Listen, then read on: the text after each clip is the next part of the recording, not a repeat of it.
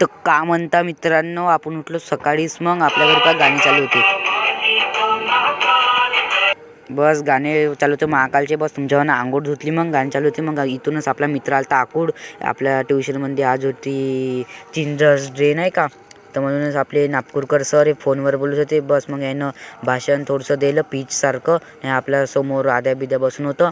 बस इथूनच आपल्याला प्लेटा दिल्या त्या खाली. बस समोसे बिमोसे दिले, समोसे जिलंबी चणे मीने दिले. मग इथं संगीत खुर्ची होती. पुरी पा कशा हसून राहिल्या, व्हिडिओ बनत होतं.